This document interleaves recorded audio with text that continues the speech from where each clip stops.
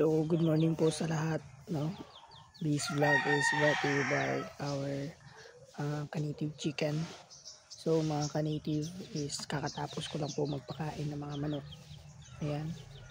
So, as you can see, my Shamo Asel is done of eating na. Bali, ito po. Ayan siya. Nagpaparecover pa kasi nga marami siyang tama nung last fight niya. Bali po ito is 7 months na. Then ito po yung kanyang asawa. Yan, sobrang lakas kumain. Yan, sobrang lakas din uminom ng tubig. Yan, nagsisimula pa lang po tayo mag-breed. Bali ang lahi po nito ng nanay is Shamo. Shamo crosses or Asel. Then punta po tayo dito sa atin mga sisiw. Bali po ito is 1 month na. Pure blooded Asel po ito sila lahat.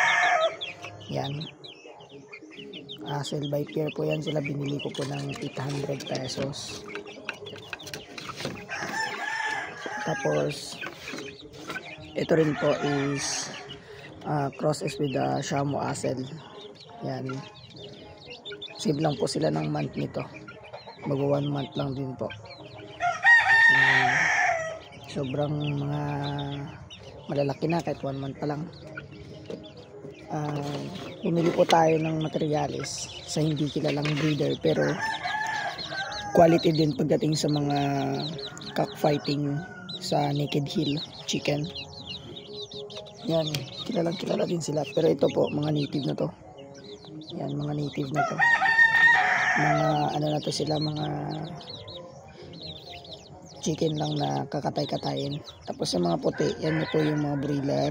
Then itong kakaibang kulay, native na to sila. Nilalamig po ito sila. Then meron din tayong alagang wild duck. Yan. Yan po sila. So yun lang mga ka-native chicken, no? Starting with the vlog naman at starting with the vlog lang tayo kasi nga nag-uumpisa pa lang tayo. So pinapakita ko lang sa inyo kung ano ba yung meron dito sa mga alaga ko at ano ba yung kagandahan if mag-aalaga ka ng native din mga malalaki din manok. So ito kay Lapapa na po ito. Bali yung native chicken natin is nagkaroon na po ng itlog. Ito 3 sa native natin na isa. Then ito nangingitlog yan. Hindi pa yan siya naglilimlim kasi 5 pa lang itlog niya. Nangingitlog pa lang yan siya. Bali may mga pato din tayo dito. Bali anak nila yung 3 doon kanina. So ayan, yun yung pato natin ang laki. Tapos yung mga asawa niya naglilimlim, tapos isa na lang hindi naglilimlim. Bali 4 lang to sila eh. Tapos ito yung kinapakain ko, upa o itlog kumbaga sa Ilocano. Then ayan po yung mga native chicken natin, yung mga maliliit na yan. So soon to be available na po to sila para kilo lang.